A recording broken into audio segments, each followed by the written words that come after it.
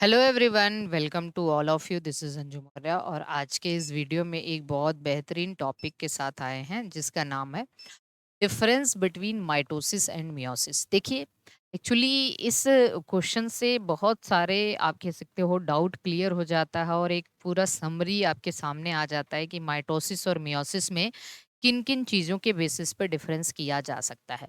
तो हम आपको यहाँ पे दिखाने वाले हैं कि क्या क्या डिफरेंस आप कर सकते हो। तो देखिए, यहाँ पे सबसे पहले हमने माइटोसिस और मियोसिस में डिस्कवरी से लेके हर चीज़ हमने डिस्कस किया है। Mitosis discovered by Flemming, Flemming ने इसको डिस्कवर किया था, और meiosis is discovered by Farmer and Moore. ठीक है। देखिए, mitosis occurs in somatic cell as well as germinal cell. आपको पता है बॉडी की हर सेल सोमैटिक सेल होती है, एक्सेप्ट जो गैमीट बनाने वाली सेल होती है उसको छोड़ के बॉडी की हर सेल सोमैटिक सेल होती है। तो सोमैटिक सेल में क्योंकि वो ग्रोथ और रिपेयर में रोल प्ले करता है, तो सोमैटिक सेल में माइटोसिस होता है। लेकिन जर्माइनल सेल में भी जब आप गैमेटोजेनेसिस पढ़ते हैं तो गैमेटोजेनेसिस में तीन स्टेज आते हैं: मल्टीप्लिकेशन, ग्रोथ और रिडक्शन डिवीजन या रिडक्शन फेज। तो जो मल्टीप्लिकेशन फेज होता है जर्माइनल सेल में गैमीट बनाने की प्रोसेस के दौरान, वो भी माइटोसिस की ही हेल्प से होता है। तो mitosis occurs in all somatic cell as well as germinal cell during multiplication phase of gametogenesis, जबकि meiosis always occur in germinal cell, that is meiocytes. जिन भी सेल में मियोसिस होता है उनको हम लोग मियोसाइट्स के नाम से जानते हैं। नेक्स्ट है mitosis occur in haploid as well as diploid cell. देखिए, माइटोसिस हेप्लॉइड सेल और डिप्लॉइड सेल दोनों में भी हो सकता है, दोनों में हो सकता है, लेकिन मियोसिस हमेशा 2n सेल में होता है।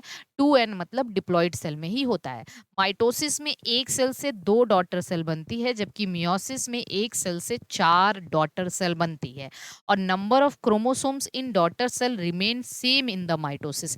माइटोसिस में जब एक सेल से दो डॉटर सेल बनती है तो दोनों डॉटर सेल बिल्कुल अपने पेरेंट के जैसे होते हैं, उनमें नंबर ऑफ क्रोमोसोम्स और अमाउंट ऑफ डीएनए बिल्कुल पेरेंट के जैसा होता है। जबकि मियोसिस में number of chromosomes in daughter cell becomes half of the parent cell. Parent cell जैसे मियोसिस में क्या होता है कि इन एक से दो बना और दो से फिर चार बन जाता है।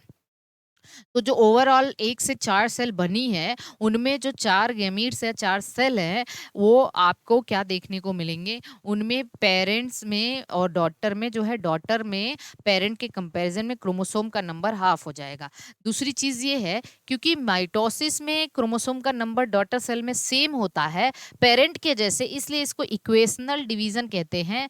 जबकि मियोसिस में क्रोमोसोम का नंबर डॉटर सेल्स में हाफ हो जाता है, इसलिए इसको रिडक्शनल डिवीजन के नाम से जाना जाता है।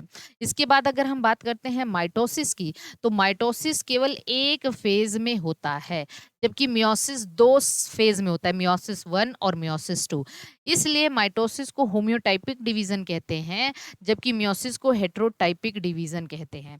देखिए, माइटोसिस को one round of replication and one round of segregation कहा जाता है। वन राउंड ऑफ रेप्लिकेशन मतलब एक बार सेल रेप्लिकेट मतलब डीएनए रेप्लिकेट होता है एस फेज में, और एक बार सेग्रीगेशन होता है सिस्टर क्रोमेटिड का एना फेज में। तो एक ही बार रेप्लिकेशन हुआ, एक ही बार सेग्रीगेशन हुआ। जबकि मियोसिस में रेप्लिकेशन तो एक ही बार होता है, डीएनए रेप्लिकेशन एस फेज में, लेकिन जो सेग्रीगेशन है वो दो राउंड होता है, one round of replication and two round of segregation.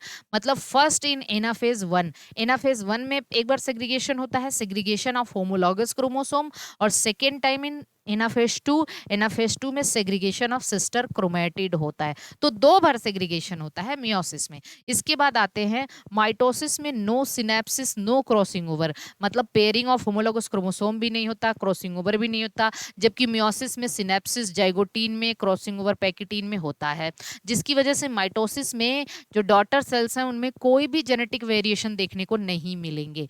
Meiosis में डॉटर सेल्स में जेनेटिक वेरिएशन या न्यू कॉम्बिनेशन देखने को मिलते हैं। होते हैं। इस वजह से मियोसिस इवोल्यूशन में बेस्ट रोल प्ले करता है। प्रोफेज माइटोसिस का काफ़ी शॉर्ट होता है, जबकि मियोसिस का प्रोफेज 1 काफ़ी लंबा होता है, divided into 5 sub phases, leptotene, zygotene, pachytene, diplotene, diakinesis, है ना।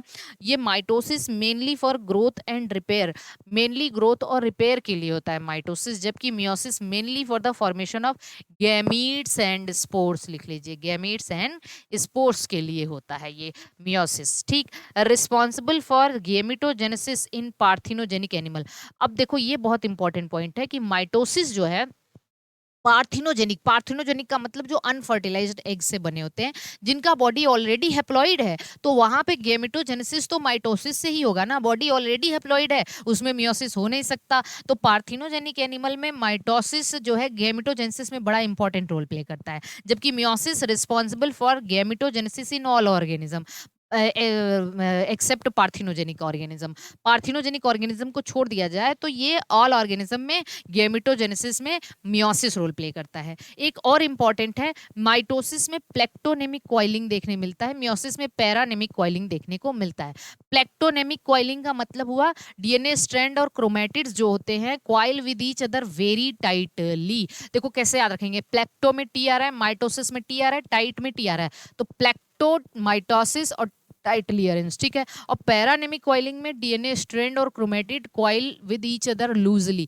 तो ये प्लेक्टोनेमिक और पैरानेमिक कॉइलिंग है। एक और चीज आप याद रख सकते हैं, best material for, best material for study of mitosis, study of mitosis, mitosis की स्टडी के लिए बेस्ट मटेरियल माना जाता है root tip of onion cell, root tip of onion, root tip cell of onion, ठीक है, ऑनियन का root root tip. और best material for study of, for study of meiosis, that is the anther, anther या young anther, और young anther तो है ही किसका, ट्रेडेंस, ट्रेडेंसी, ट्रेडेंस, ट्रेडेंस, ट्रेडेकेंसिया, ठीक है, ट्रेडेकेंसिया जिसको बोलते हैं। तो इस तरीके से माइटोसिस और मियोसिस में आपको बहुत सारे डिफरेंसेस देखने को मिलेंगे। आई होप कि आपको बहुत बेहतर तरीके से इतने सारे डिफरेंसेस समझ में आ गए होंगे। बाकी आगे हम आपको और बेहतरीन शॉर्ट वीडियो के साथ उपस्थित होंगे। एक्चुअली हम थोड़े दिन डिस्टर्ब हो गया था, हम आउट ऑफ सिटी थे, जिसकी वजह से ये वीडियो डिसकंटिन्यू हो गया था, लेकिन ये वीडियो चलता रहेगा, आपको छोटे छोटे टॉपिक के बारे में हम बताते रहेंगे।